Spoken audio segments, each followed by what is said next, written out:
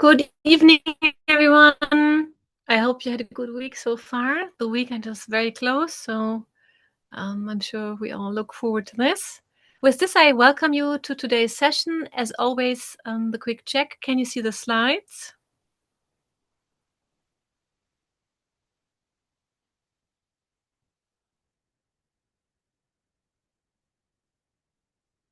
Okay, thank you. And from that, I'm assuming that you can also see me and that you can hear me.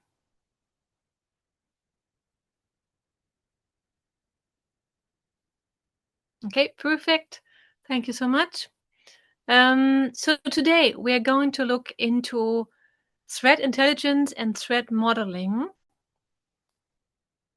We are going to do the review today student-led. So for each of the modules, we are doing the quick repetition and maybe for you to summarize what were the key aspects out of this module for you. Now, this will be the last session where I am mostly doing the talking. The next session will be the student presentation. So this is a good practice. Test your audio function. Use the chat function, whichever works best for you. And let's do a quick recapitulation. Before we get started with module 1, some of you have reached out to me with questions. I'm going to still respond to them during the breaks as much as I can. And then also, if there's time, we can do one-on-one meetings for open questions. You can also post them at the end of the session in class, if that's fine with you. Otherwise, it would need to be a separate meeting, which we can arrange if we have time after the class. And otherwise, I send out an invitation and then we find an appointment. The reason why we cannot make this directly after the session is that we are then still in the class meeting, and then it just becomes part of the class recording. So that's a bit of a difference to the physical classroom. Any questions to that?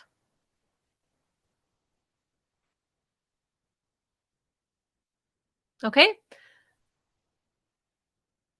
Yes, that's correct. I can stop the recording for the meeting, but then still the meeting continues, and I am actually recording the student meetings as well. So we're then back at the same situation. Okay, so module 1, the role of evidence. We protect what matters, value tangible and intangible. What key aspects out of this first module where we introduced evidence and also cyberspace, cybersecurity? If you were to describe to another student, what were your key findings out of module 1? What comes to your mind?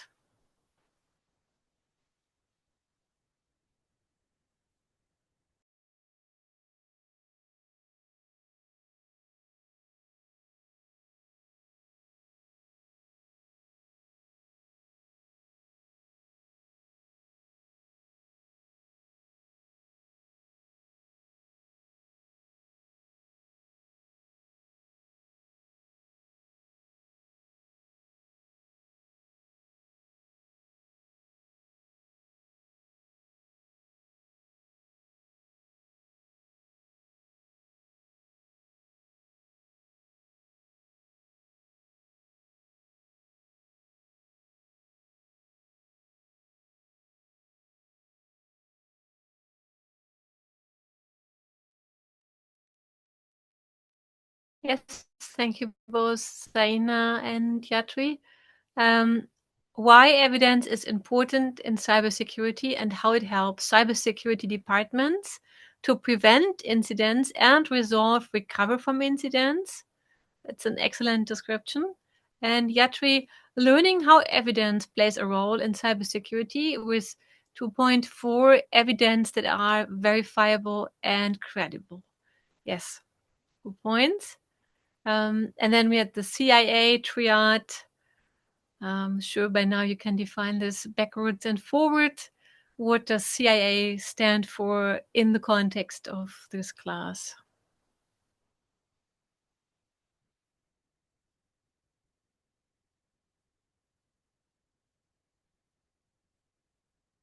Yes, please, Harshal. It stands for confidentiality, integrity, and availability. Excellent, thank you. Now for module 2, what is science? And for this, we're going to open up a quick whiteboard. For those who are not confident with the writing on the whiteboard, you can also add to the chat, and then I'm going to read that out. So that's slide 2. Slide 4, actually, the science of cybersecurity. What is science for you in cybersecurity? Just a quick brainstorming. And I'm also uploading the slides right now so that you can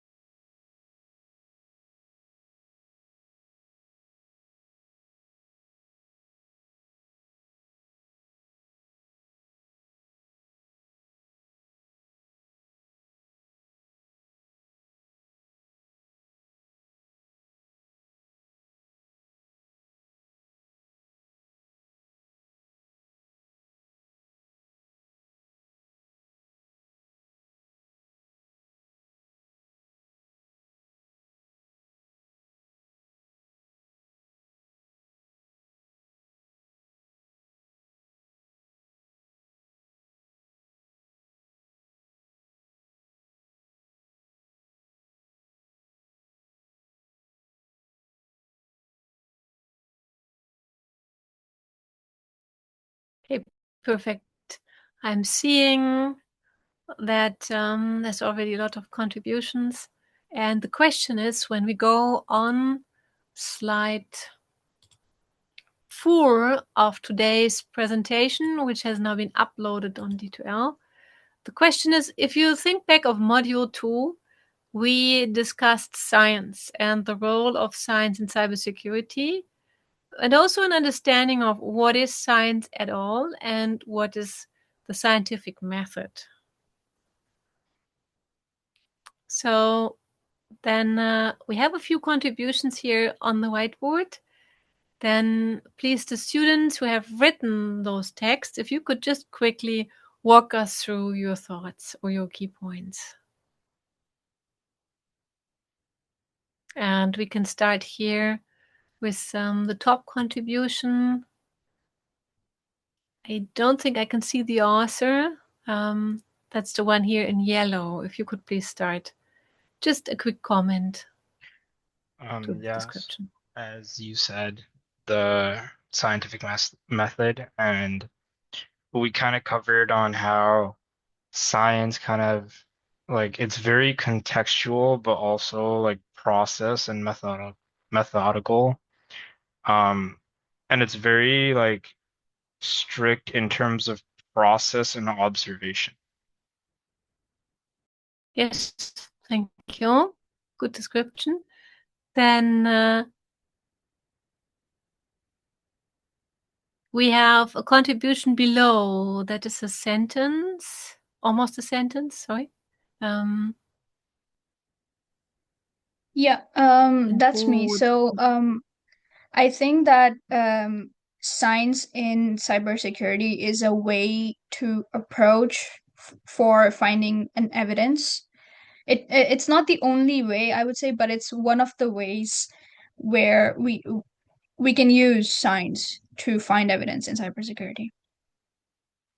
Thank you. And that's a good point. It might not be the only way, but especially as cybersecurity has its specific challenges, due to the challenges we sometimes have to obtain credible, verifiable information, science might be actually a great approach to document, produce evidence in our area.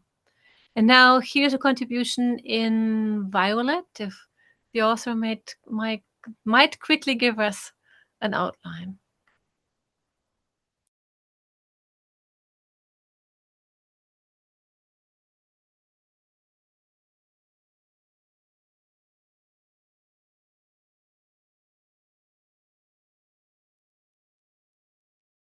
So that is this box here that we are now looking into. And is this Zaina? I'm seeing a comment. My reasoning for this was similar to Harshad's. Is this your contribution, Zaina? Yes. Okay. All right. Perfect. So then we have already a trend here. So a joint assessment. That's a good sign. And then here in the middle, we have a contribution.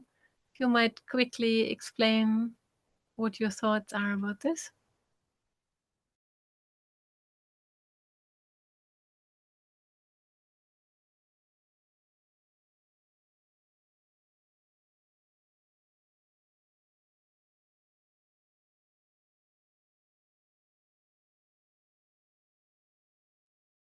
So we're looking for the author. Is this Emmanuel? Is this your contribution? Replace the gut feeling? Or who's the author? It's me. Okay, yes, please, Jennifer. So it's like instead of like just like making decision based on like the gut feeling or like the biased decision or like decision that doesn't based on the evidence, the scientific method is like replacing the gut feeling decision with the evidence that can be test, verify, and repeat.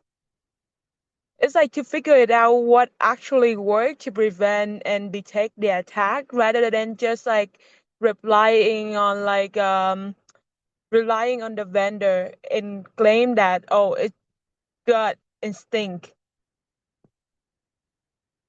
Excellent. That's a very good description. Thank you very much. And then there's a contribution from Emmanuel via chat. Using evidence and data to make security decisions. Yes. And is there any more contributions? I'm seeing here contribution. So please, if the author of this yellow one might please give us a quick outline. That was me again. The three R's which we discussed, which are kind of there to make sure that the research or process is consistent across anyone that does the experiment. So the three R's are replicable, reproducible, and retraceable. So anyone should be able to, like, the research should be consistent and replicable. It should be reproducible by anyone that follows the same instructions, and anyone should be able to identify the primary sources of data, so it's retraceable. Excellent. Thank you. So with this, we had a quick recapitulation of what science actually means, not only in this course, but also in general. And it's very rare, even as students, even as academics, that at some point we have a formal introduction into science. That's one of the reasons why I think it's important to take a step back and have a look. What are we actually working with here, and what do we understand under academia and science? Now, module 3, cyber exposure. What kind of attack surfaces can we think of? And then also, how can those attack surfaces and cyber risks then translate into organizational risks? What to you were the main findings? What were maybe things that you never had thought about before? And what are maybe things that you think is the most valuable that you were taking away from this module? It could also be a question that's still open for you. So looking back at module 3, and you can raise your hand to talk or use the chat, and then I read out your contribution.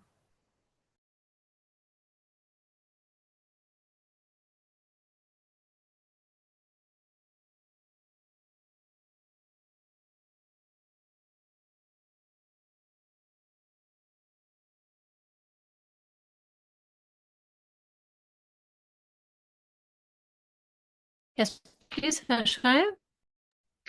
I believe this was the first introduction of the NIST framework. So it was kind of just like a general overview, and an introduction to the NIST framework and how it's used and why we use it, just like generally. Yes, thank you. So we went right into understanding, getting to know the NIST framework, and working with risk as a tool. And if you think of the impact that a cyber risk can have on an organization, what were the key takeaways for you? Perfect. And this is just when Zaina's contribution arrives. This module taught me the importance of cybersecurity as an incident can have many crucial effects on an organization. And last week, we revisited the breach of Nova Scotia Power and what kind of impacts it has where this case stands right now in real. And we learned that by now this had repercussions on the government, actually. So their energy minister of Nova Scotia now has been terminated.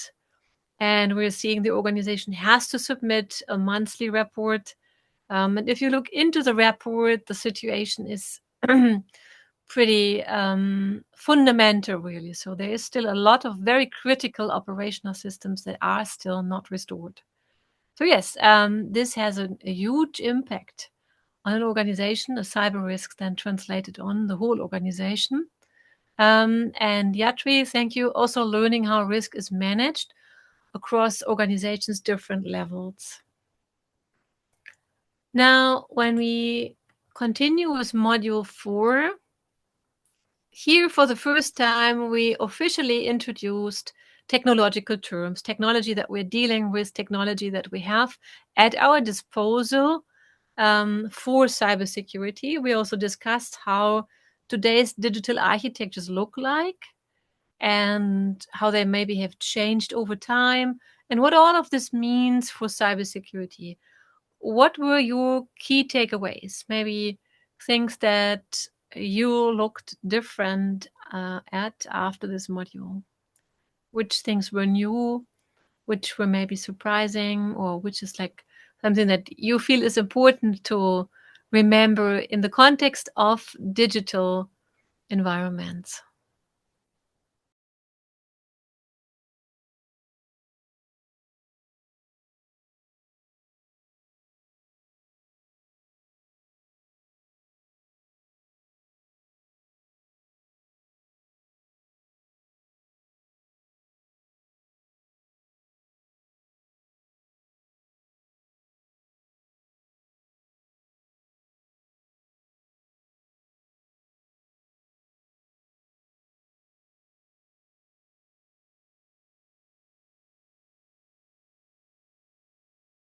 Yes, please, Shaya. I think we very briefly discussed the OSI versus the TCP/IP model, and I think that's something that's very important just for us to know as cybersecurity students and people that want to go into cybersecurity.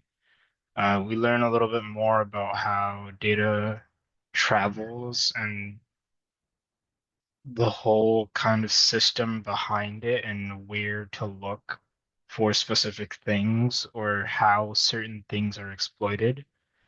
And then we also looked at some other tools and technologies that are used.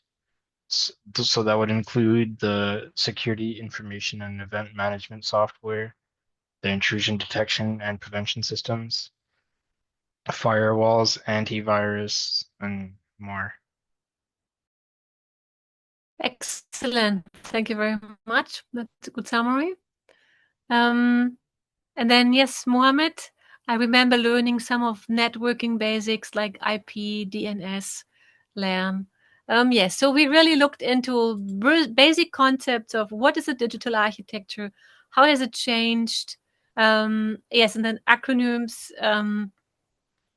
So acronyms we can find everywhere, but we also played around a bit with the use of acronyms and acronyms that we might come across in the technical and especially cybersecurity context, and just get used to find out a bit about new technologies, read up on them, maybe explain them to others, and understand that this is a continuously changing landscape.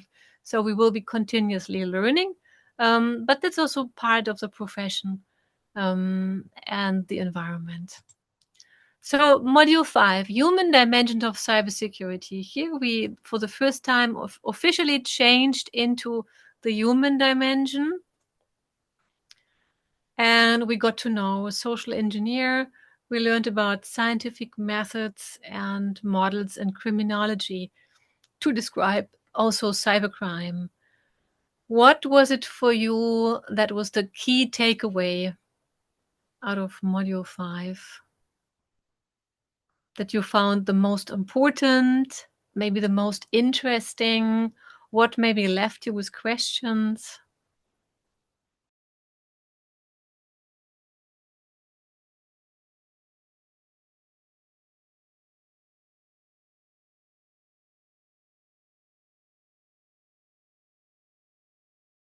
Yes, please, Shai.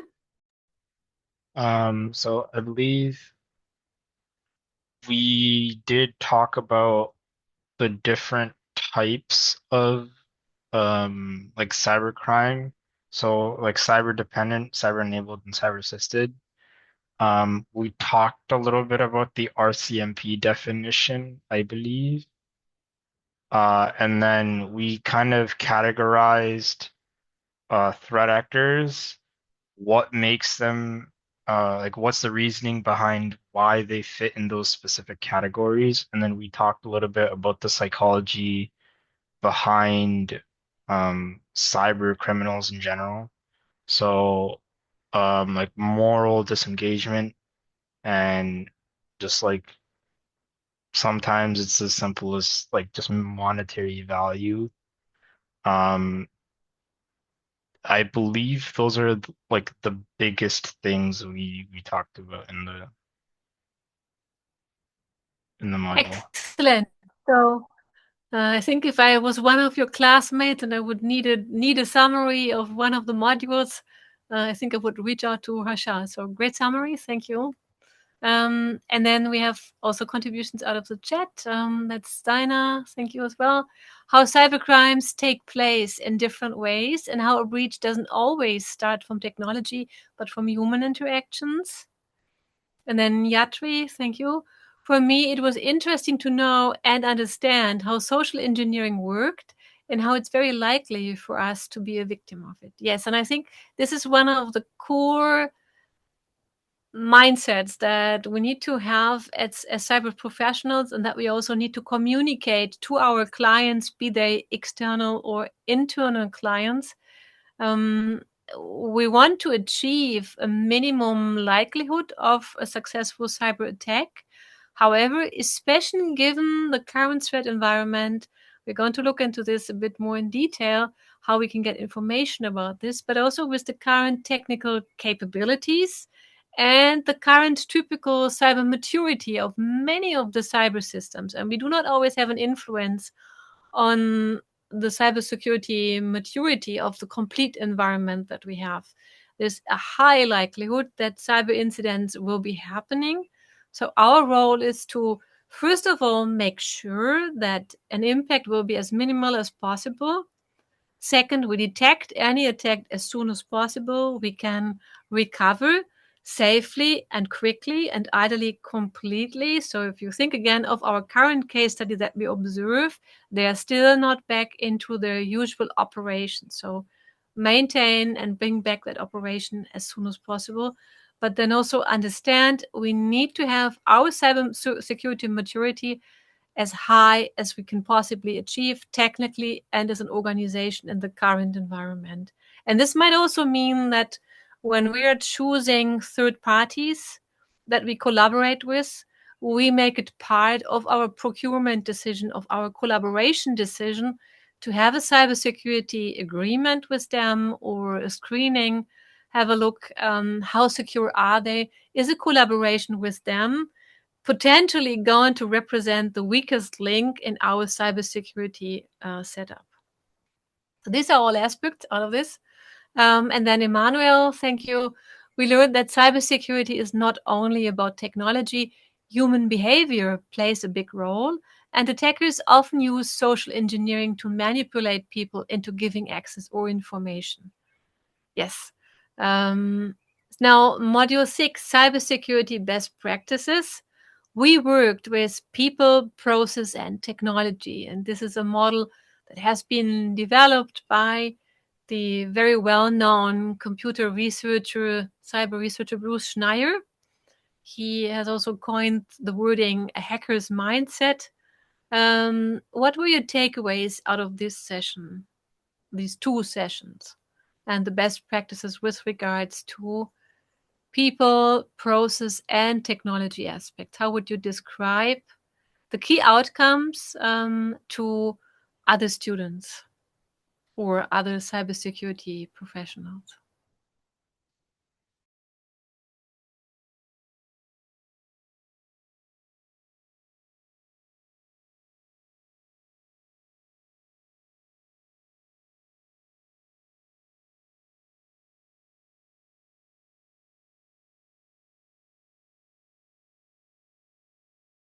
Okay, thank you, Mohammed. This one shifts cybersecurity away from being only a technical issue and shows that people and processes are just as important as technology. And that's a great summary and I think a great takeaway. So we have to be strong in technology, but our processes and our people aspect has to be as strong. Yes, Hashai, please. Yeah, so I just want to add on and just say this module was more on governance, risk management, assessment, and policies. So this one kind of it builds off the previous module that we talked about, but this one was a lot more kind of like human psychology based and like the why behind most cyber attacks. The reason for most cyber attacks isn't because the technology has an issue, but it's because humans are vulnerable and easy to exploit. So it's part of that as well. This one did talk a little bit about phishing and the characteristics of phishing as well. How how attackers are kind of using that mindset to exploit certain pieces of information and gather all kinds of information from talking to different people to create some kind of like a credible story as to like who they are to exploit more information. Excellent. Good job. Thank you. And then we have a contribution from Preet. Thank you as well. Cybersecurity succeeds when people follow good processes using the right technology. That's a very nice summary. Yes. Perfect. So with this, we went to module 7 and we changed the side again. We tried to think like a hacker. And we also reflected what is thinking at all. What were your key takeaways, the most unexpected things that you maybe learned, the most interesting or challenging ones?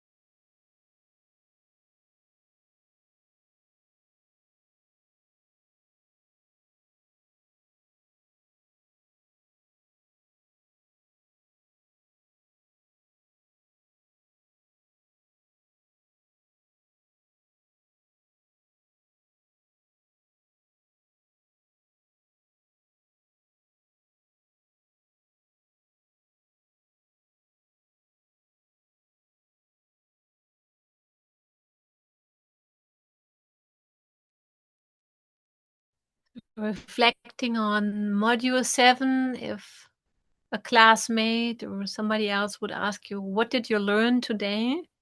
What would have been your key takeaways? This can be key learnings. It can also be things where you actually have questions or see challenges.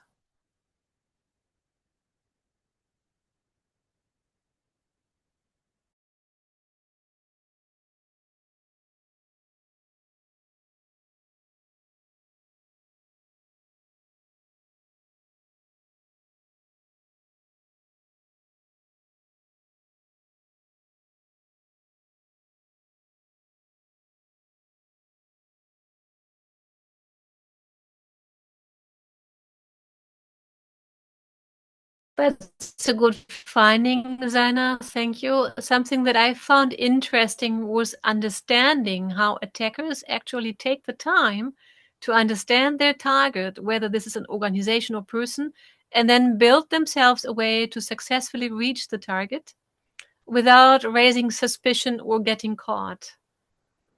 That's a very good point. So a lot of attack design also goes into finding the suitable target. And a suitable target is both valid from a technical side, so it needs to be in that sense technically realistic. But then there's also, again, a people and a process aspect to this.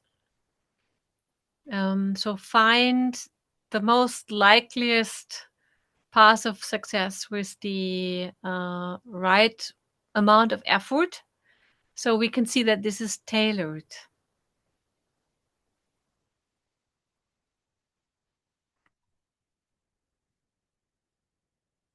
Thank you. And then, yes, Harem, I would say one of the main takeaways is to consider who the threat actor is, what motivates them, and how they might exploit weaknesses. Yes. So for each application, we need to understand who might be interested in our application or our case. What kind of actors would this be? What's their motivation? And from this, we can somehow derive the amount of sophistication that we might be facing. This is all aggravated now by AI tools because there's a lot of automation now possible. So again, the technical maturity needs to be as high as technical possible at this point of time. And similarly, also the people and process side of things. But from the automation side, this is one of the things that are easiest to automate, exploit the technical vulnerabilities. Now, threat intelligence and threat modeling, and that directly leads us to this topic. The reading for today was chapter 9 of our course book. And then there's also the MITRE ATT&CK framework. Now, again, review it for this module and have a look at how threats are categorized. If you can see, with this, we are approaching the end of our course already. So today we are going to focus on following threat intelligence processes. What is threat intelligence? What kind of threat information is there? And how can we evaluate such sources for their evidence character? So is it credible? Is it likely? And so forth. And then how do we conduct a basic threat modeling? Threat intelligence. Now, what is intelligence? Intelligence is not information. Information is data and context, and intelligence is information that has been somehow processed to become usable for a purpose. It's verifiable, and it's also action-oriented. So I might be coming up, let's say, I'm sitting at a pond and I'm looking at the ducks that are swimming. I am counting the ducks. I'm maybe describing their colors. I'm observing their behavior. And now, depending on the purpose of my observation, I might be either a duck hunter. I might also be a bird watcher. I might be a painter. I might be taking a biodiversity measurement and I'm just looking at biological life in general in the environment. So you can see depending on the purpose, there's going to be different types of intelligence. So intelligence is a product. It's processed information for a specific goal. What does this mean in detail? Now, there's a data to intelligence path. So we come up with our information, and this information sits in an operating environment. So in this case, in the example with the ducks, this would be a pond. And we somehow collect the data. And already here, we have differences on how this data is collected. Like, is it an audio file, video? Is it just a current text file? What kind of format are we using? And typically, we are seeing lots of different data forms. So they all need to be made ready to be categorized and classified. And again, if you've ever had the pleasure to do something like a data science or artificial intelligence programming project, you will know. And also, this is a general problem in any kind of programming. If you have data from different sources, a lot of the hard work lies in the pre-processing, where you make them all accessible by your application code, which then does the analytics, for example, which gives you the classification and all this interesting statistical and analytical work that we can do with the incoming information. So this is really make them all readable by one program, essentially, by your key program. And then you have the information. So now you have created a picture. Now this is analyzed, and then production. This means there's going to be a report. Somehow this is going to be usable. It could also be a data feed that's feeding into another system. So you have your clients here, your users and consumers of the intelligence that has been produced throughout this intelligence path, and they might have different applications. So maybe they want to understand a risk. It might be to identify vulnerabilities. There could be planning involved, different controls, incident management, or contingency planning. And what is this about? Let's have a look in the next slide, where we again break this down a bit more in detail. Now, there's 3 levels, and some of you might be familiar with this. Again, we are looking into organizations, and every organization is going to have some kind of a breakdown of these 3 levels. If you look at a government, for example, it's easy to break this down, but similarly for organizations. So we have a strategic level, which defines what is actually our mission and what are the priorities of what we do. What kind of policies do we apply? And then very critically, every organization is going to have some kind of a budget. This might be a positive or a negative budget, but there's going to be some budget to make the organization operate. And budget is always translated into resources. So this means depending on the intelligence that's reaching us, we can make a decision. Okay, we can foresee that we need to allocate this amount of resources to this developing threat. So let's say we are seeing an increase in deep fake AI scam calls. So then now we need to allocate resources to counter this, to react to this, to maybe educate the population or our clients.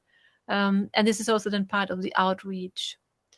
Now, on the strategic level, this is also then making use of intelligence as a support for the acquisition of resources and tools. So what kind of human resources do we need? What kind of background does our personnel need to have? Are we equipped for the threats that are coming in? For example, if I'm an organization that doesn't have much knowledge on, let's say, operational technology or artificial intelligence, maybe even cybersecurity training, but we are seeing that this is going to become a requirement very likely, then maybe by now we should start the hiring process and the allocation of budget again for these foreseen required resources. Similarly with tools, general training, and just anything that we need as an organization to address changes in the technical and threat landscape.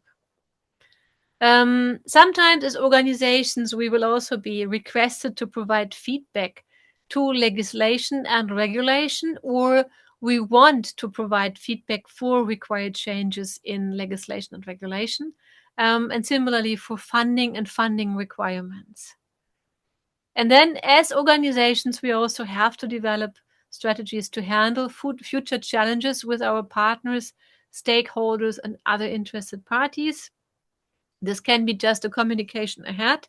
It can also mean that jointly we need to understand, are we on the right course, or do we need to develop new capabilities?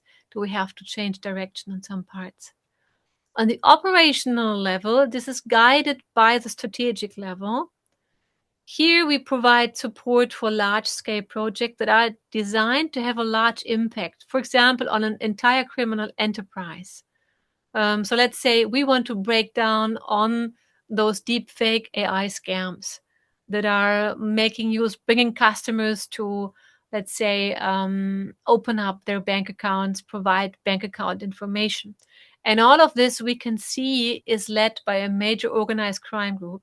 So then operational on this level, we would use intelligence to support a project that is targeting a specific major organized crime group or dismantling a major cryptocurrency mixing service. So here we want to assess and identify targets that are projected to have a large impact, and then doing the attribution, which will allow law enforcement to take action against them. If you recall, in cyberspace, we have the challenge that we need to understand who the real actor of a cyber action is, so that we can, within the law and the legal framework, then bring in law enforcement and prosecution. Now, on the tactical level, this is more for a single investigation. Here we are looking at specific individual investigators or investigator groups. They might also be looking into a cluster of investigations into the same threat actor. And here it is about organizing all the evidence, identifying the gaps, also provide feedback on which intelligence are we missing. So what kind of intelligence do we need to support our work? And then what are potential actions for further investigation? So during the work, we might discover that there is a need to investigate something further, and this will be the intelligence, for example, that we need. And then again, this is about building attribution. So we have to, if we want to bring legal action, law enforcement against specific cyber criminals, which is the goal of working or disrupting major organized crime, for example, we need to be able to provide the evidence that it is a specific individual that has performed the following actions that are illegal. Now, there's also a layered cyber threat intelligence. This is analytical and anticipatory in nature. It's about the 5 W's and an H. So this is about who, what, where, when, why, and how. And this is all valid for the strategic, operational, and tactical context. Now, again, if we start with the strategic level, as an organizational action, we are looking into threat and risk assessment, security plans, and system-wide controls, or maybe even global controls. And then intelligence needs, this is about the type of threat. What is, as we've mentioned today, the motivation, and from this, the capability of the threat actor, and what are potential impacts that could result from any cyber actions from this actor. On the operational level, here we get more applied. So we are leaving the planning stage and we are getting into the implementation of plans. This is about action-based decision-making. This is about current resource allocation and task prioritization. The operational and the tactical level will always ideally provide a feedback on how this resource allocation works for them and if there's any gaps in the resources needed. The strategic level will not always be able to directly react to this, but this is some kind of an internal threat intelligence that also then feeding back. We're receiving this intelligence. This has been the decisions based on that, and this is how it works for us and what we observe as needs. So on the operational level, we look into trends and technical directions of threat actors. We look into indications of adversary actions. So is there something happening? And then we want to identify the malicious tactics, techniques, and procedures. On the tactical level, so for example, if we look into scam calls, you might see that sometimes phone numbers are called. For example, after a breach, then a lot of phone numbers have been hacked, have been leaked, and then the owners of those phone numbers might experience phone calls from unknown numbers. Sometimes the numbers reflect their area code, which is another tactic. But then if they take up the phone, there's going to be no response. So this is stage one, and this could be just a single actor, and this is just about the verification of the phone numbers. So in this sense, this is very scientific, because now as a hacker, we have regained access to a set of phone numbers, and now we are verifying practically, are these valid phone numbers. So now we have created a higher value data set, which is then, for example, sold to other cyber criminals. I have a set of valid phone numbers here for you, and maybe it comes with even addresses, names, and other relevant personal information. So the layered cyber threat intelligence, to summarize, to repeat, means that this depends on the level that we are working with. So if you can see, and if you follow the layers of intelligence that we are working with, it becomes more and more applied and direct and specific. So if we close the breakdown here on the tactical level, this is reactive. It's under direct threat. So we are not making plans anymore. This is not about developing a strategy or budget allocation. This is about, we are looking into a real actor at this point of time, and now we need to understand what are the threat actor activities towards your system or in your system. What are the tactics, techniques, and procedures that are being used? And what is the impact and the effectiveness of any measures that we as cybersecurity professionals are taking right now? So to summarize, we always have the guiding questions in threat intelligence of the 5 W's and an H. So who is acting? What is this about? Where are they acting? When? Why? And how? And then depending on which level we are, is it tactical, which is directly right now, this is specific individuals who are needing this intelligence, or operational, which is more on the middle management level. This is larger groups, this is project groups, this is about trends and indications, still planning resource allocation. How many individuals do I need to allocate and when?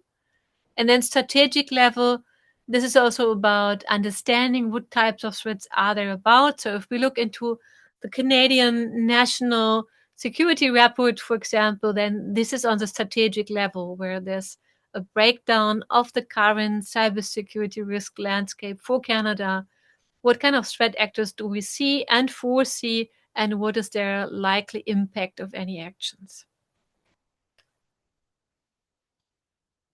Now, you might have come across the word open source intelligent, or short OSINT.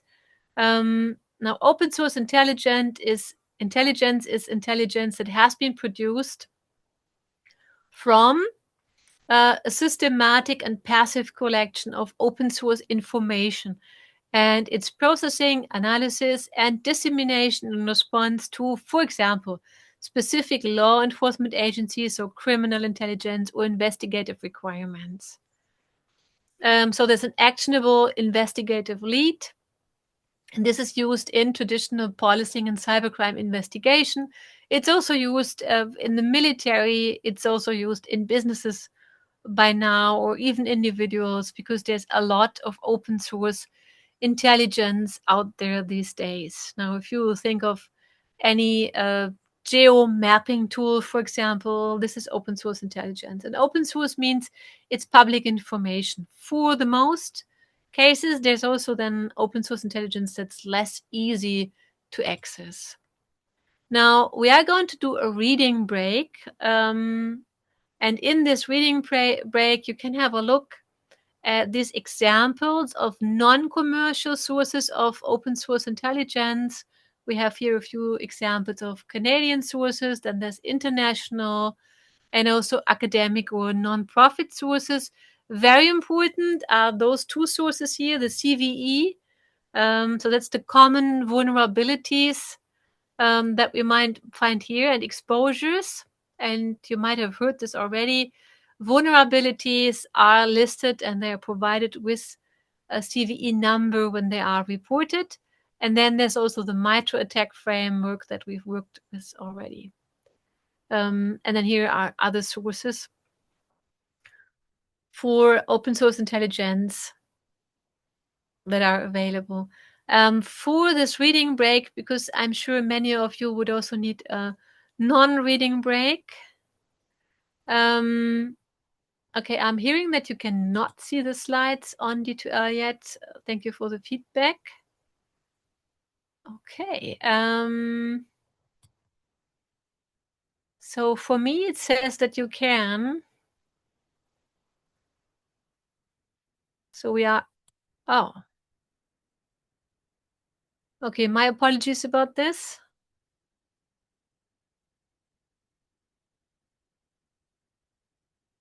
Okay.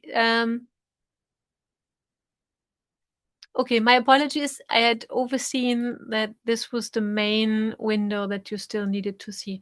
Thank you for the feedback. That's always very important. So now you should be able to see the slides on D2L, and we are on slide 20. I would suggest we take a 15-minute break. That is both combining a reading break and a real break. Is this enough, or would you like rather have 20 minutes?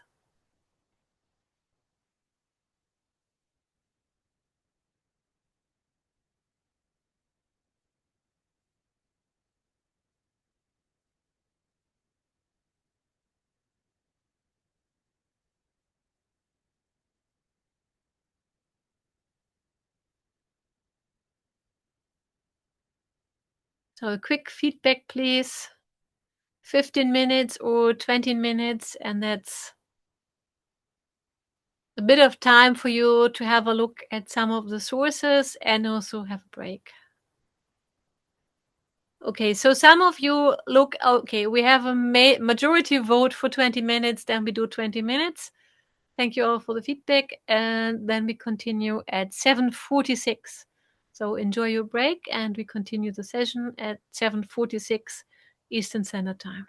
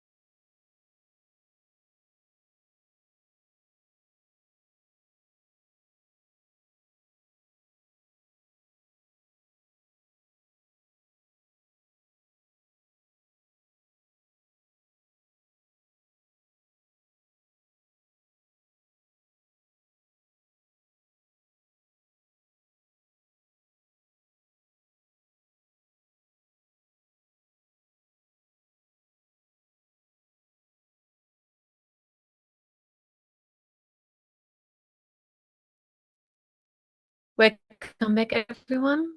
I hope you had a good reading break. And with this, we are going into the second part of today's session. Are there any questions so far?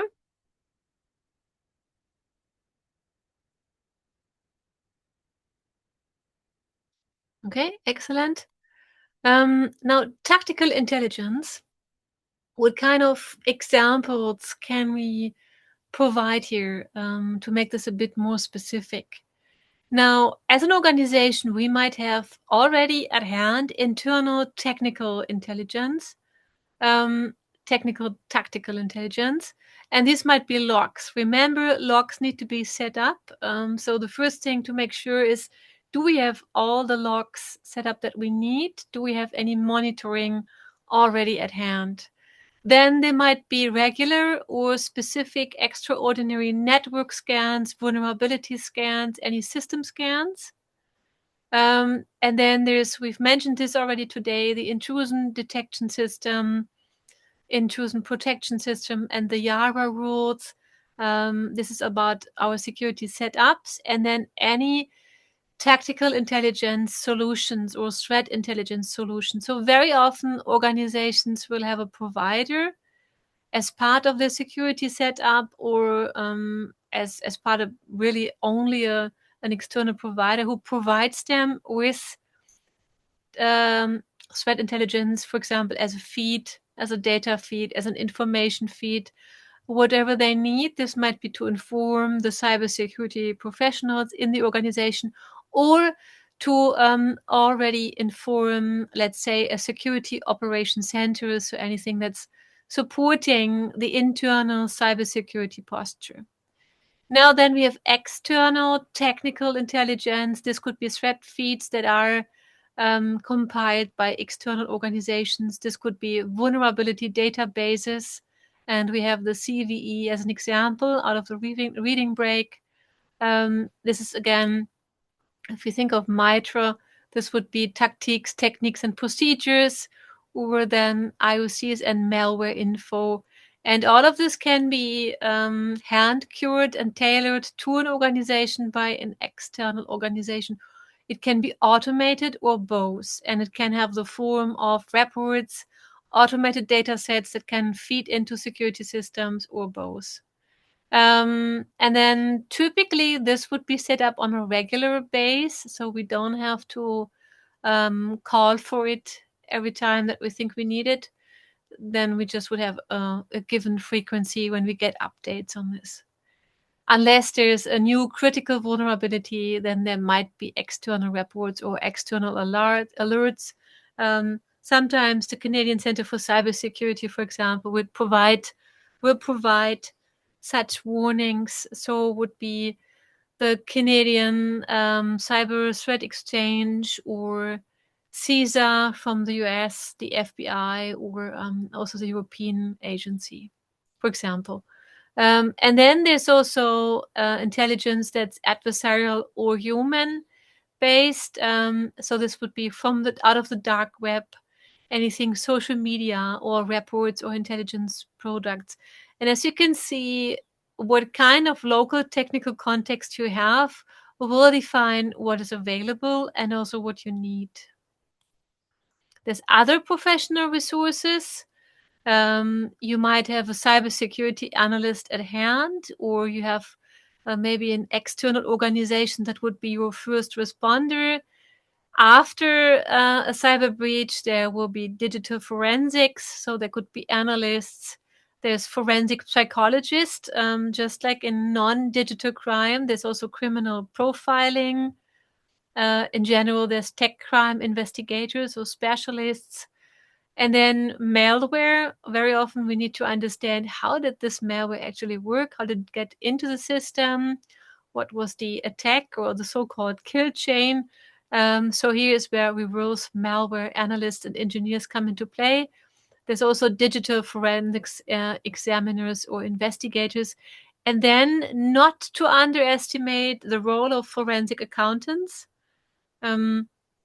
So with this, we can see what kind of transactions, for example, provide a pattern, what kind of irregular actions might we see, and do these irregular actions maybe again form a pattern? And sometimes very small patterns then might still lead to a larger picture. So if you've ever heard, for example, about insurance fraud, then this is where forensic accountants come into play and help support the investigation significantly. And sometimes this is the way how cyber attacks, but also other cyber criminal actions actually come into light by red flags or investigations out of forensic accounting. Now, cyber threat intelligence, what's the practical approach if we want to apply this?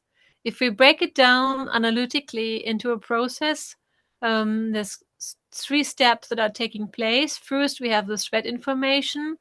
Then we have a cybersecurity posture.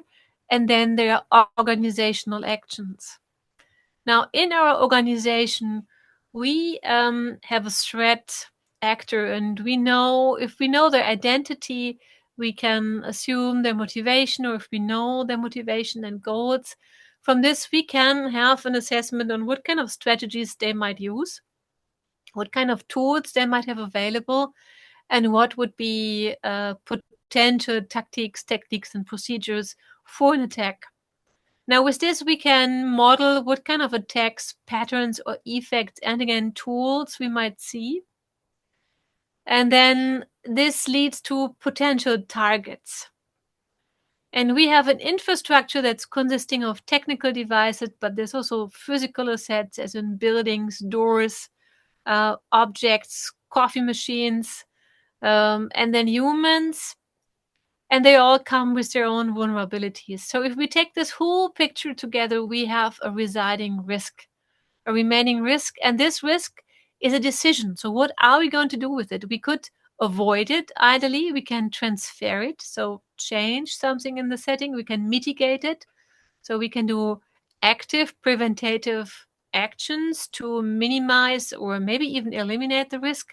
Or we can also accept the risk. And then from this, we can make the decision, what kind of actions are we going to take? Will it be a prevention? Will it be a protection or defense? Or maybe also a combination of all of them. Now, how would you determine the trustworthiness of a threat intelligence source? You had a look into a few examples of threat intelligence, and we mentioned a few others. Some of them are formal, some of them are less formal, some of them are coming out of your organization, some of them are external. Now, if you are provided with threat intelligence and you're asked how trustworthiness is this information, how would you make this judgment?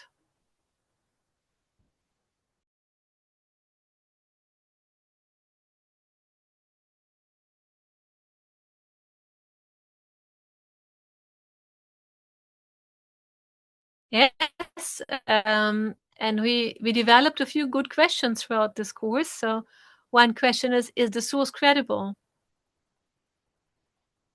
Now, if we think about Module 2, we had a few guiding questions. They might help us here. Or even Module 1.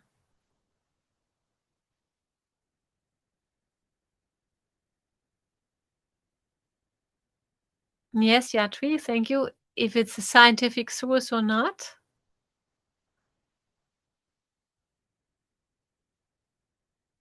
And we had a few quick test questions. If information is qualified as evidence. Yes, Saina, is it accurate? Thank you.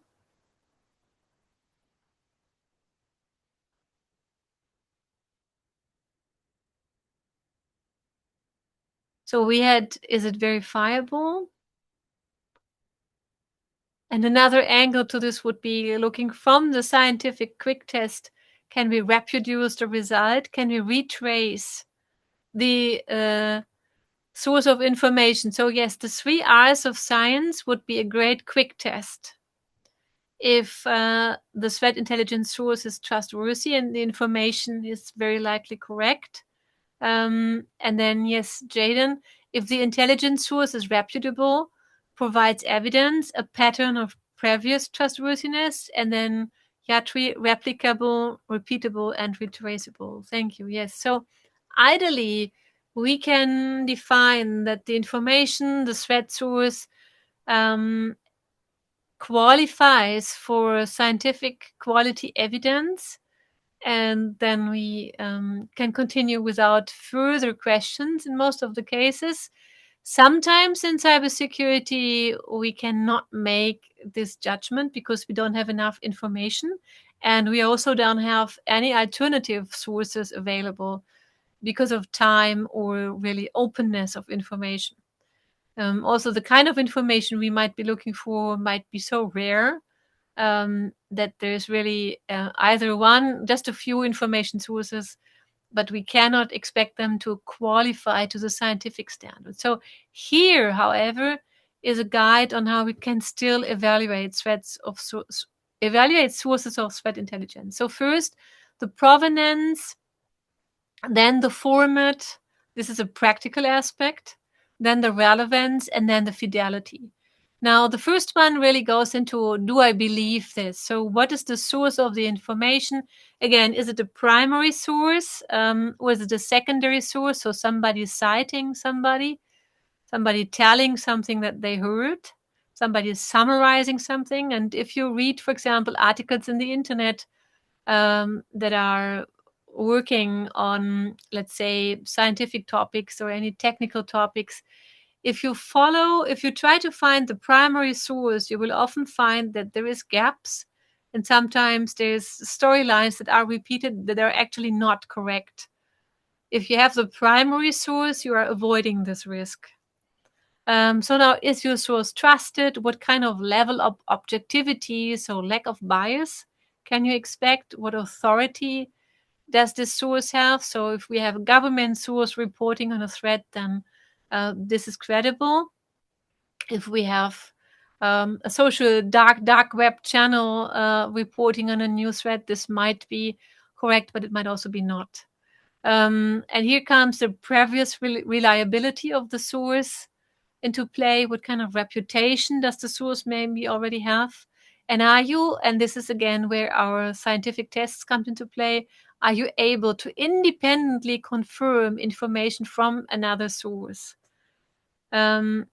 This could be an indication that there is something about the information that's correct.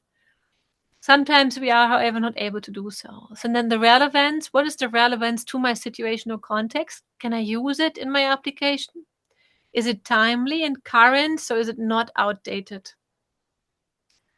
So let's say I'm having a topic that might be of a high impact for my application, then I might be more flexible with the provenance, and I might also put more effort into really understanding the topic out of this threat intelligence. Now, fidelity, again, what's the quality of the information? How accurate is it? What's the level of detail? And is it bearing on results? And then finally, quickly overlooked, but as important, what is the format? So how is this information structured? Can I somehow make use of this information? Can I easily integrate it into tools and processes? Is it maybe even standardized? Is it accessible? And what is its utility? So there's a lot of practical guidance really on how we can gauge the availability and usability of threat intelligence. Now, I would suggest we forego this break. I had scheduled a short break here, but we have had a bit of a longer reading break. Would you like to continue, or would you like to have a 5-minute break? Okay, all right. That's a joint vote. I'm hearing continue. Excellent. Thank you all for the feedback. With this, we go into threat modeling. Now, what is it? This is a systematic and structured process, and it provides us with an abstraction of the system, application, network, relationship, business processes, and so forth. It generates the profiles of potential attackers, including the goals and methods.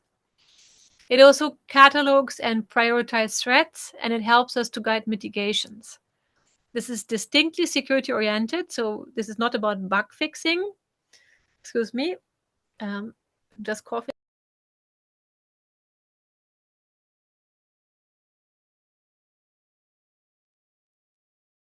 Okay. Back to voice, I hope. It is maturing and it can be done at any stage. So preferably this is done early to build the security in, and it's also a continuous process. And this can also be at any level of depth. So it can be really as easy and simple as sitting down as a team and step back for a moment and just have a brainstorming, maybe a quick drawing, writing down some keywords. What could go wrong and what could we do about it? What do we want to do about it? And also, what do we need to do about it? Maybe there's legal obligations.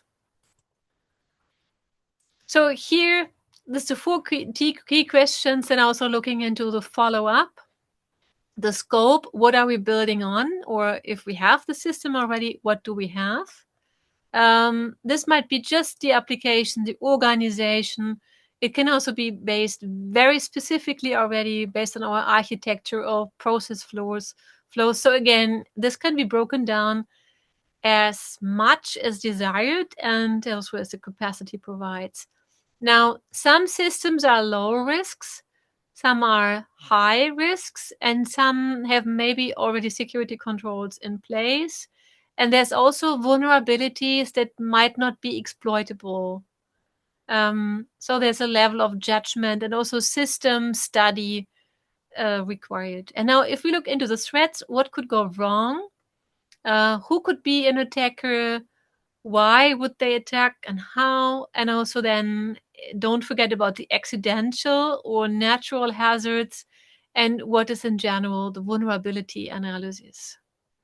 And if you remember the session of last time where we sort of tried to think like a hacker, to see our systems from a different perspective, this is also the moment then to be creative. It's not only what can go wrong, but also how could my system be used in a way that I'm not foreseeing it, that could then make for an attack or maybe just have an impact on the system.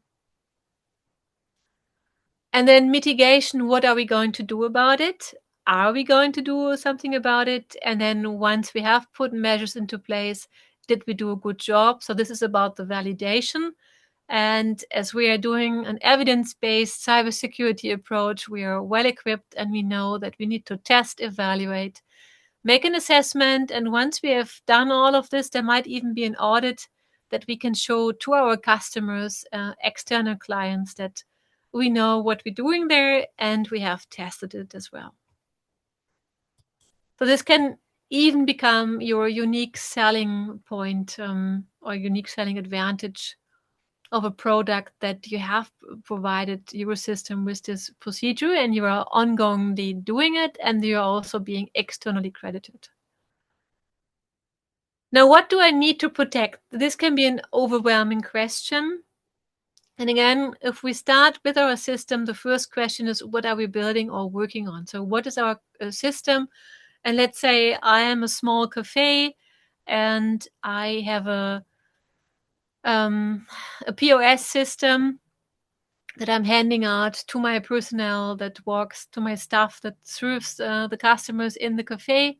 So this is a key element. It might protect and also collect very sensitive data of my clients, but it's also the way our cafe then works.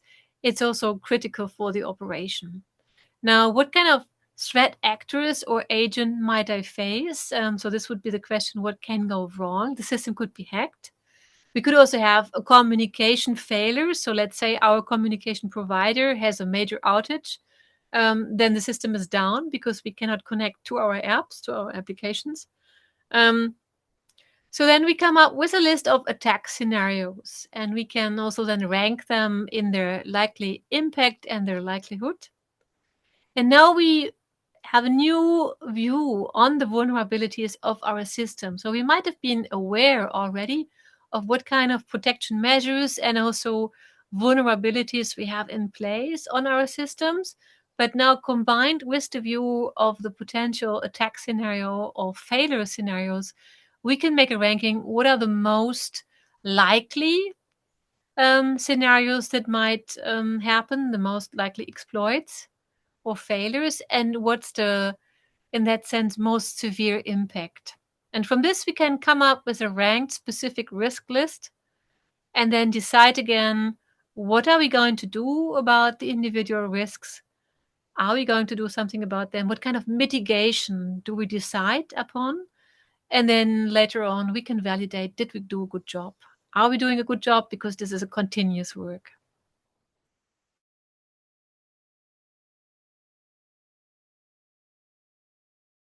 And it's a good practice to have a review on this once it is established, because the technology changes, the threat environment changes, the legal. So to have a regularly scheduled review is a good practice. And sometimes there might be very imminent or urgent developments.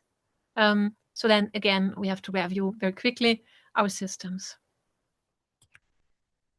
Here are a few examples that can help you to build your model. So you can do this as a quick brainstorming, but you can also, again, use tools that structure your work. And we have here, for example, the attack framework. By now, you know this very well.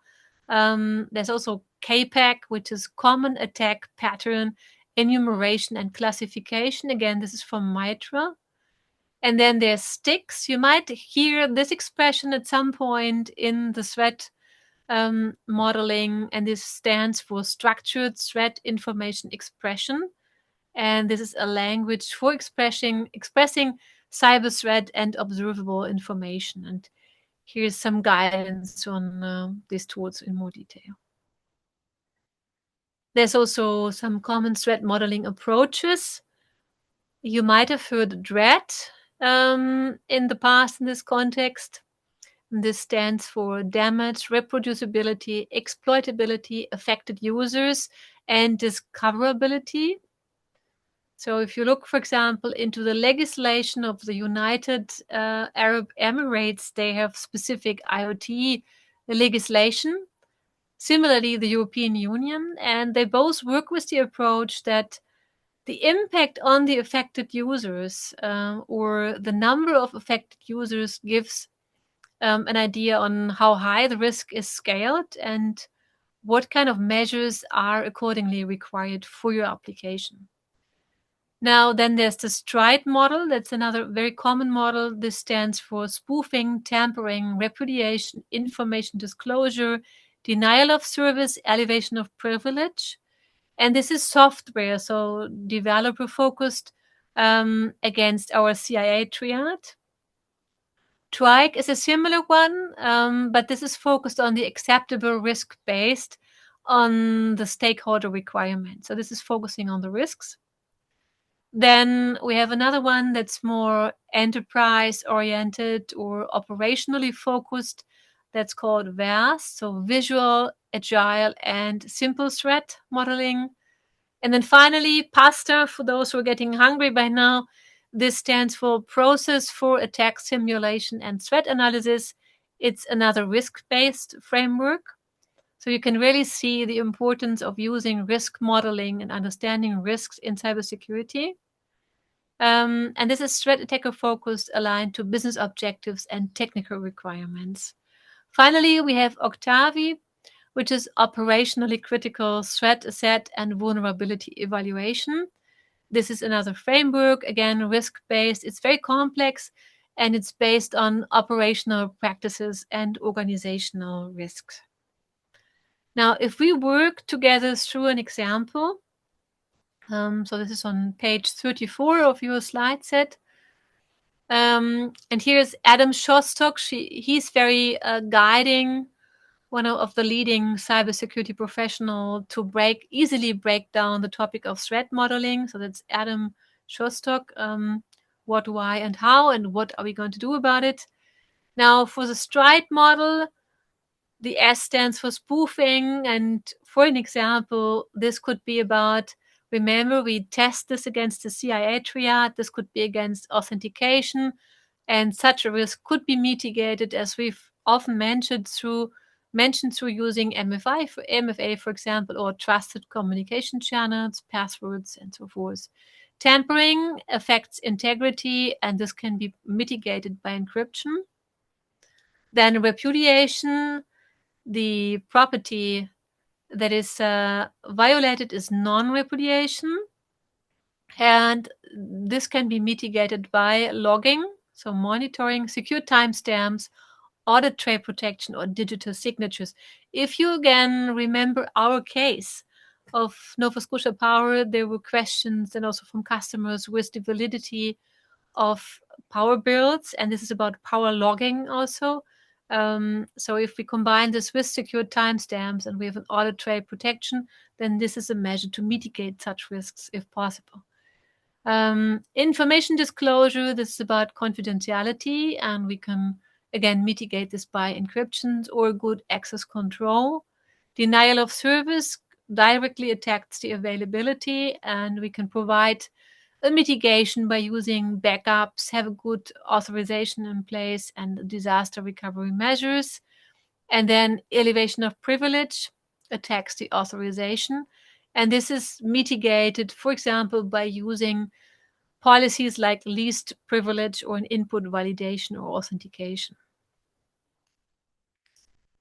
Now, then another example, looking into the DREAD model, an impact-oriented model, you're using, for example, a risk assessment categorization, for example, using numbers from 1 to 10, or using classifications as low, medium, high, critical. Critical is often when there's losses above $1 million and or lives are at stake. So the question would be, how bad would an attack be? How easy is it to reproduce the attack? So how likely in that sense is the attack? How much work is it to launch the attack? This is looking into the effort. And from the effort, we can somehow deduct what kind of actors would be able to execute such an attack and plan it. Then affected users, how many people will be affected? And then finally, how easy is it to discover the threat? Now with that, let's make a practical exercise, take 15 minutes, and just have a look at, when you look at the DREAD model, what issues might arise in using this model in an organization? What types of information or input would you seek and from whom? And how can you verify this information or input? And I would suggest we do 3 breakout rooms. So then group 1 discusses question 1, and group 2 question 2, and then room 3 discusses question 3. Before we open the rooms, my question to you is, can you share the screens with each other? And can you provide a whiteboard as a group in the breakout rooms?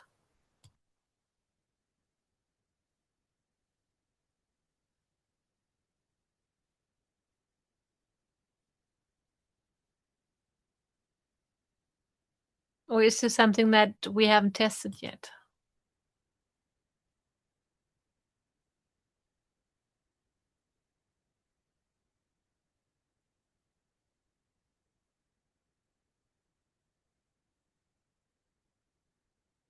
Then you haven't tested it yet. Okay, thank you. So then I would suggest that for this breakout session, we are going to, okay, perfect. We have now 3, I have 2 questions and we have 3 groups, so that's good. For the session, please write down your points on a slide or on a piece of paper or on a whiteboard if you like, and make sure that you do a round so that everybody gets to speak once. You cannot chat with each other as far as I know, but you can share your screen. So just make sure that everybody gets an opportunity to speak. And then choose a speaker.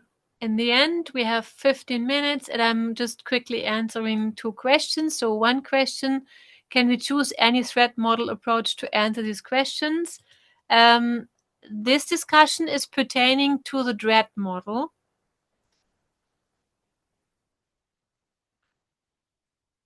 unless you all have a preference for the stride model.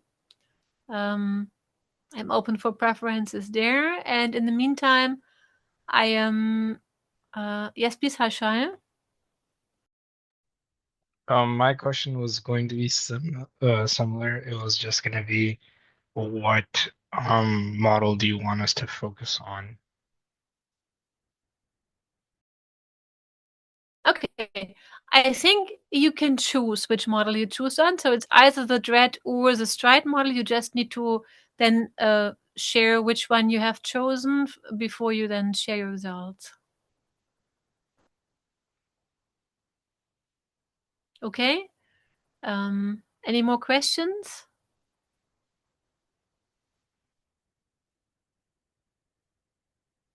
Excellent. All right, then we'll take 15 minutes. You can also provide me with feedback when you're done. So if you need less than 15 minutes, then you can just return to the main room and then I can check in with the other groups. Okay, excellent. Then we continue the session in 15 minutes. So at 8:32, 33.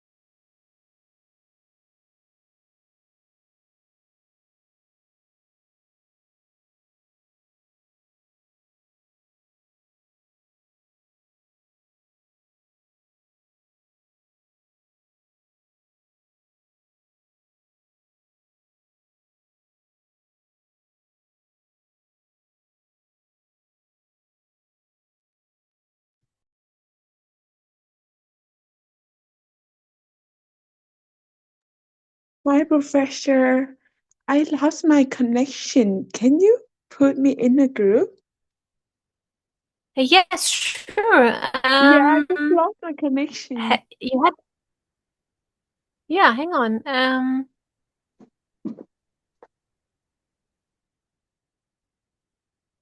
Oh yeah, okay, all right. You should be in room 2 very soon.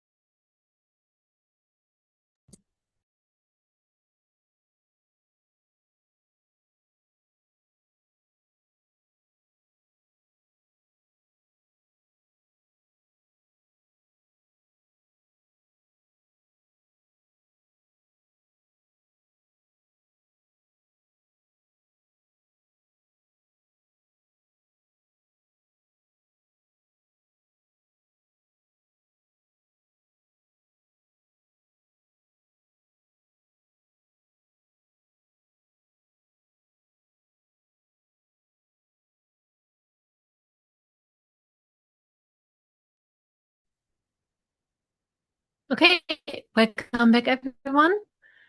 I hope you had good discussions. And with this, I look forward to group one. What issues might arise in using the model that you've chosen? So which model did you choose in an organization? So we chose the PASTA model, which is Process for Attack Simulation and Threat Analysis. And it is a risk-based framework which focuses more on threat attackers and aligns to business objectives and technical requirements.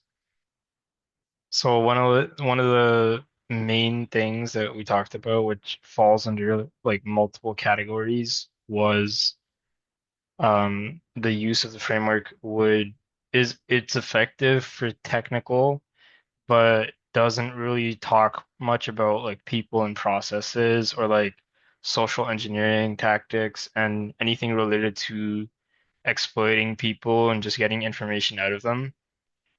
Uh, this also has uh, so you do require skilled personnel, and then because it's more technical, it ignores those non-technical aspects of cybersecurity as well. And for example, if we take a scenario like a phishing simulation, um, it kind of it will require you to have a lot more resources because those people that aren't trained in like phishing attacks and stuff are not like they're probably going to click on the links and you'll have a large amount of your employee base which is not trained or has clicked on the links. So you are going to have to retrain them again. Very interesting points. Thank you very much, group one. Any additions from group one or any questions to group one?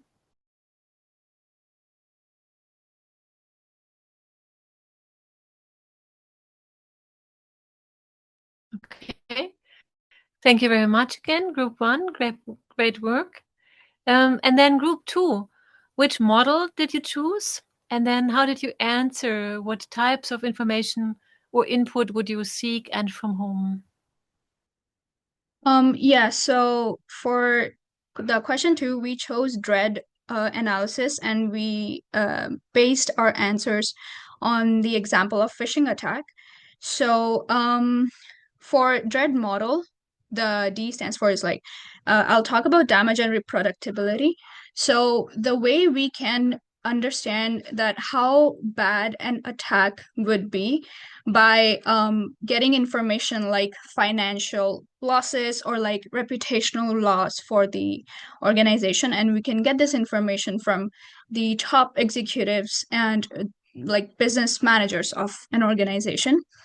And to understand how easy it is to repeat the attack, which is reproducibility, we will seek information like whether the attack has been happened before or like steps that are required to repeat it.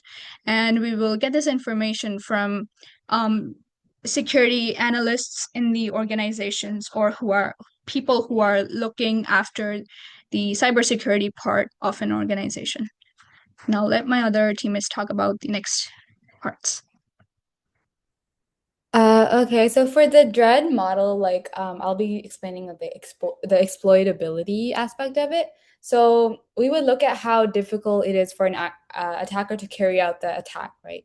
So in the case of the phishing, the exploitability may be high because attackers, they don't need advanced technical skills and they just rely on automated phishing tools, the fake login pages, or social engineering to trick employees to giving up their credentials. So the information for this category would mainly come from security engineers or the IT security team.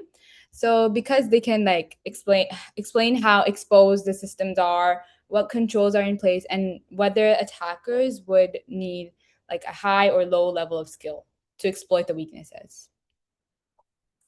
And then my other team members will explain the next Yep. I will talk about like the effect of user. So it's gonna affect the entire organization. And the person that they're gonna affect is like customer, partner, third party, and business owner. The next one would be like the discoverability. It's gonna be like high because it's like a publicly listed on like company side and LinkedIn. So it's really easy to find and target. Yep, that's it for our group. Thank you very much. Great analysis, great work. And then finally, group 3, which model did you choose? And what conclusions, ideas did you have on how you can verify the information or input?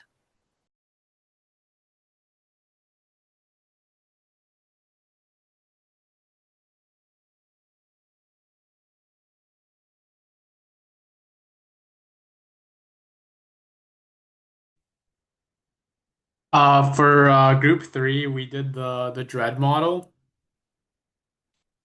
and for how we can verify the information input for exploitability, reproducibility, and discoverability.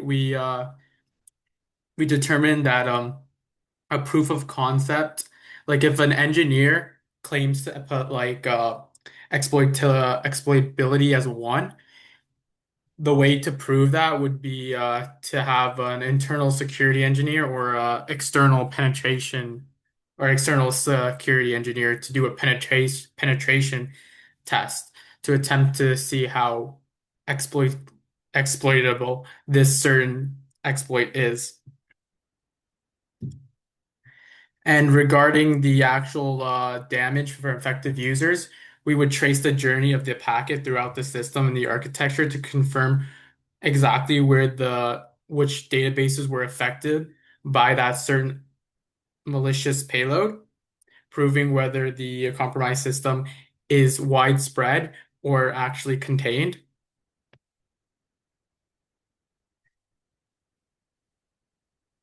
Excellent. Great work. Yes, please. I was gonna add on to like for the issues that might arise by using like Dread. One of them is that the rating and scorings are subjective to the person that's using the model. So it can vary depending on the analyst that's doing it for each assessment. And as a result, that could lead to inconsistent results.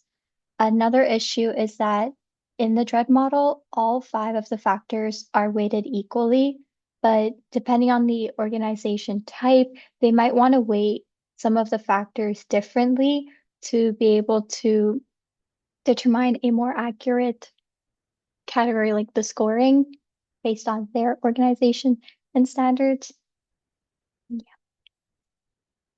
That's a very good point. Thank you very much. Any more points to group 3 or questions?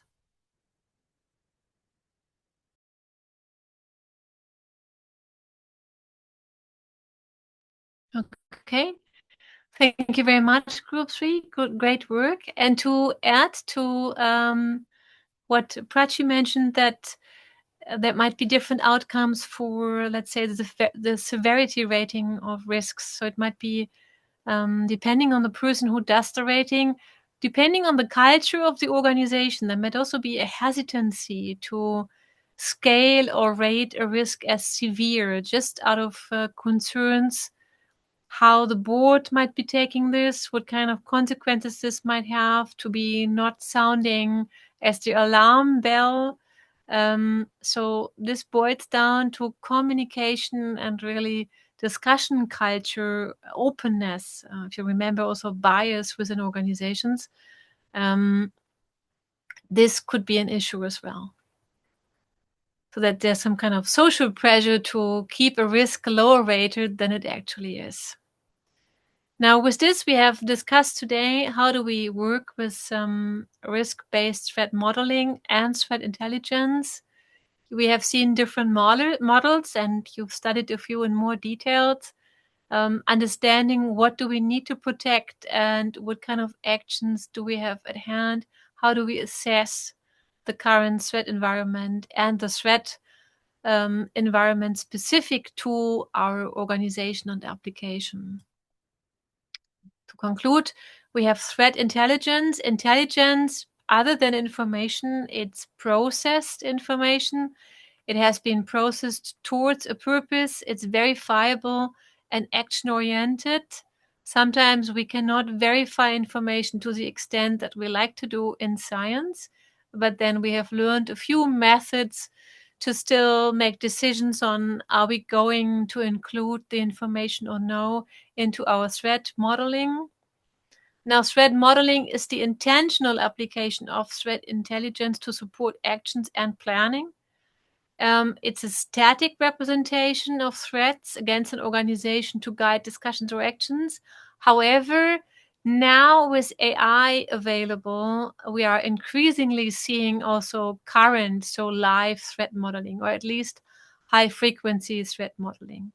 And some security providers will provide you with services that update your threat model very frequent, if not on a daily basis. Now then, this is leveraging multiple sources of information, different types. And now with this, we come to next week and your assignment. So first of all, I have to apologize. I've been made aware that you had a timeline with, I think, the module 6.2 assignment that you couldn't keep, or that was extremely tight. So anything submitted later than, I think it was May 28, if I just quickly check. I think it was the assignment for module 6.2, and you had a deadline set at May 27th. So this was set on May 27th, but it was also only published on May 27th. If you have submitted after May 27th, this is not to worry about. This has been my oversight. I'm actually surprised what has happened there. So not to worry about this. And again, my apologies for the inconvenience. For your last standard assignment, look into your case and then consider what threat intelligence might be the most useful for your application, for the sector, and then also taking into account the technical and business context. Remember the model of using provenance, format, relevance, and fidelity. And then identify two sources of threat intelligence, provide a rationale, so a reasoning why would you choose those, and then post this to the module 8 discussion. And then also try to think of another aspect, another threat intelligence source, for example, for one of the other contributions within the discussion forum. And yes, there's a question. Yes, please, Hashan. Yeah, I wanted to ask regarding the midterm assignment. When would the grades for that be released? Yeah, so this will be this week. So all the outstanding grades you will receive this week. Also, can I talk to you after class? Yes, so I've received your email, and we can see if we have enough time to set an assignment right after the session, and otherwise, I will quickly outline you an email on the procedure, and then if there's any questions left, then we can also have a meeting on that as well. Okay, sounds good. Excellent. Thank you. So, and with this, you also see as a second task for the next session on Tuesday, do research for your presentation, or what's the presentation all about. For next Tuesday, we look into emerging technologies. So, and you're going to get the instructions tomorrow morning in detail. You're going to choose a topic. So this is going to be an emerging technology. It could be anything from AI to quantum computing, virtual reality, deep fakes, biometric, behavioral analytics. So anything that you consider as an emerging technology, you're going to be provided with a list of technologies. So you can simply choose one that you find interesting. It's a first come, first serve. So each technology can only have one presenter. So just write your name next to an open one that's of interest to you. And if you come up with an idea yourself that you're not finding in the list, please add it to the list. And in most of the cases, I have granted the suggestion and we've come up with highly interesting topics. So please be highly encouraged to add any suggestions that you find interesting. Now, your timeline for the presentation is going to be 5 minutes. And for this, as discussed, just put yourself in the position of a cybersecurity professional.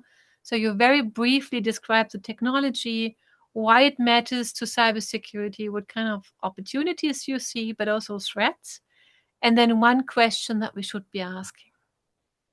And again, the instructions for this will be available tomorrow morning. Yes, please, Hashaim. When you say threats, do you mean like threats regarding the technology itself, or like threats regarding like how it would affect the industry and job security? Yeah, so that is maybe not a good wording. It's more the risks that could be stemming out of the technology. So let's say we have generative AI. This is a great help to cybersecurity because now, for example, we can have automated and ongoing vulnerability scans, tests, reports, threat intelligence, but it can also be used the other way around because also hackers can use this and they can exploit vulnerabilities much faster than they could before.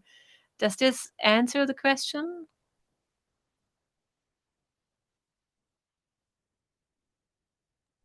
So it's kind Yes. of the pros and the cons. Okay, excellent. Okay. Or the Sounds plus good. and the minus.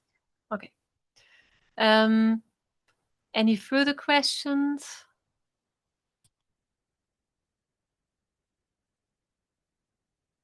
Okay. Excellent. Well, with this, I thank you all for today's session. I wish you all a wonderful rest of the evening. And then if there's any questions, please reach out. And otherwise, I look forward to a very interesting session on Tuesday. This is typically the favorite session, both of the students and of myself. Have a good evening.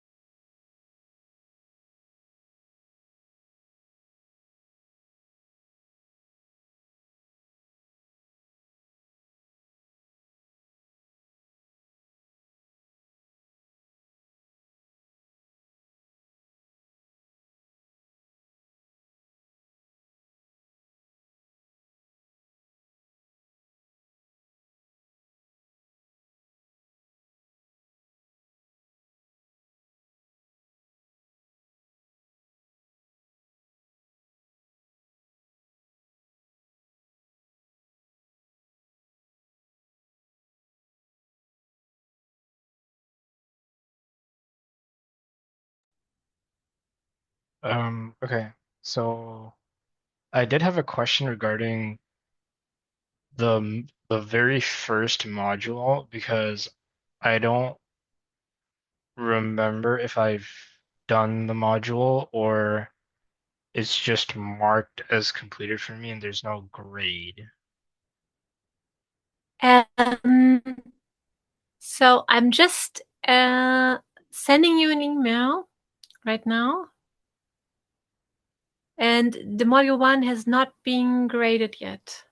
So I'm sending you an email right now with regards to your missed assignments. And then We can see if there's any questions after that, but because this is part of the class recording, I would suggest that then we would have a separate meeting that's not part of the class recordings.